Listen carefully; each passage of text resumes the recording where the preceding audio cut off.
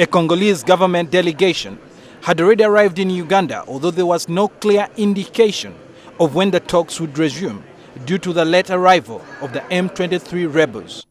Almost 2 weeks of talks in December ended without even an agreement on agenda for the negotiations, with the rebels issuing a raft of demands, including a call for a major political reform for the war-weary region.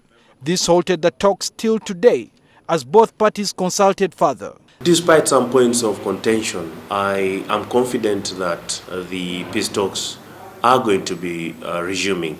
And indeed, the Christmas recess has allowed for further consultations with the principals, that is the heads of state of the ICGLR.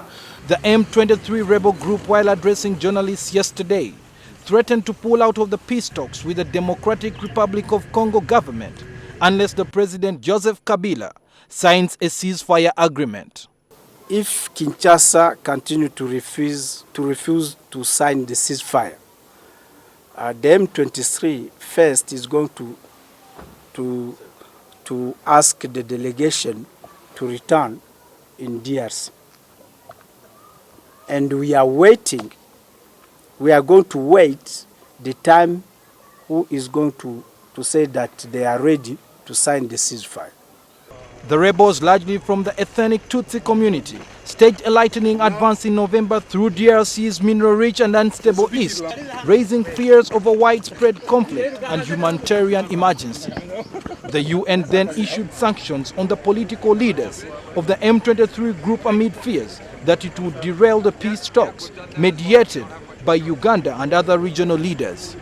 The ICGLR will further engage the Security Council to ensure that the sanctions imposed do not actually derail this peace process. The ultimate goal of the process of the dialogue is to ensure a peaceful Eastern DRC.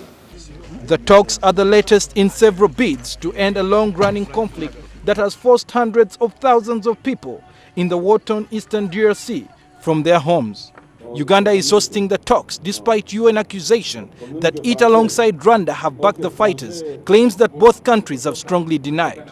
The Democratic Republic of Congo's east, which borders Rwanda and Uganda, was the cradle of back-to-back wars that drew in much of the region from 1996 to 2003. Sohail Mugabi, NTV.